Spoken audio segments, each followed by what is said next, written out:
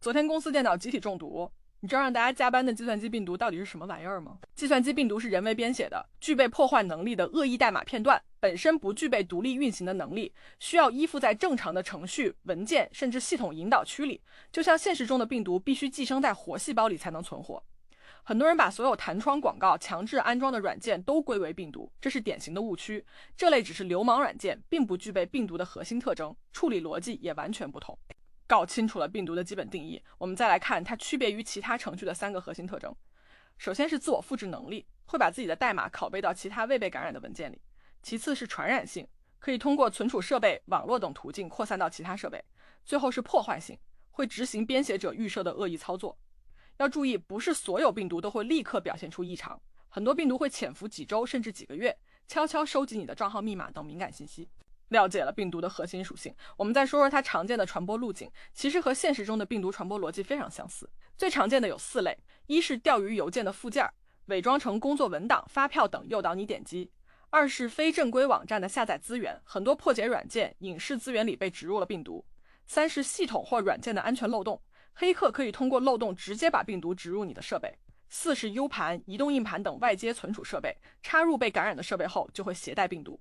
不要以为不浏览不良网站就不会中毒，系统漏洞被利用的场景非常普遍。很多人会把所有恶意软件都叫做病毒，实际上病毒只是恶意软件的一个子类。除了病毒之外，常见的恶意软件还有木马、蠕虫、勒索软件等。木马会伪装成正常软件，目的是偷取你的隐私信息；蠕虫不需要依附宿主，能独立通过网络自我传播；勒索软件会加密你的文件，索要赎金。不同类型的恶意软件清除和防护逻辑差异很大，不要一概而论。不同类型的恶意程序危害不同，而病毒的具体破坏行为完全由编写者预设，差异非常大。轻则只是弹出恶搞窗口，占用少量系统资源，不会造成实质损失；重则会删除你硬盘里的所有文件，格式化整个系统，甚至会破坏主板的 BIOS 固件，导致设备直接无法开机。还有很多病毒会潜伏在后台，偷偷录制你的屏幕，窃取银行卡和社交账号密码，转手卖给黑产团伙获利。不要觉得病毒只会搞垮电脑，隐私泄露的危害往往比硬件损坏大得多。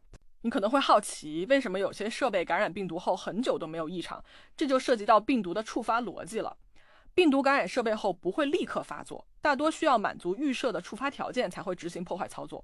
比较常见的触发条件包括特定的日期、时间，比如曾经臭名昭著的 CIH 病毒就固定在每年4月26日发作。还有用户执行特定操作，比如打开某类文件、运行指定程序，甚至可以是收到远程控制端的指令。很多人感染病毒后发现设备没有异常就觉得安全，实际上可能只是触发条件还没满足而已。既然病毒有潜伏性和隐蔽性，那我们常用的杀毒软件又是怎么识别它们的呢？主要依靠2种核心技术手段。第一种是特征码匹配，厂商会收集已知病毒的代码片段做成特征库，扫描时和你设备里的文件做比对，匹配到就是病毒。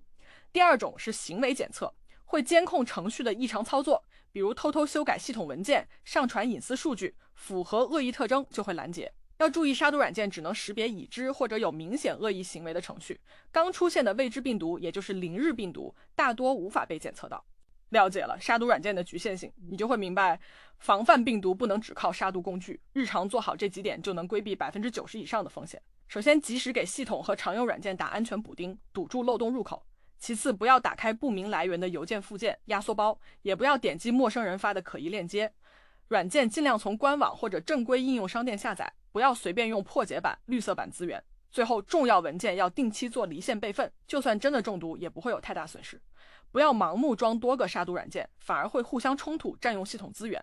防护效果也不会叠加。最后还要提醒大家，不管出于什么目的，制作传播计算机病毒都是明确的行为。就算只是恶作剧给同学的电脑装病毒搞破坏，只要造成了财产损失或者隐私泄露，都要承担相应的民事赔偿责任，情节严重的还会触犯刑法，面临有期徒刑的处罚。不要觉得网络是法外之地，现在的溯源技术完全可以定位到病毒的编写者和传播者，任何恶意行为都会留下可追溯的痕迹。以上就是今天关于什么是计算机病毒的全部内容。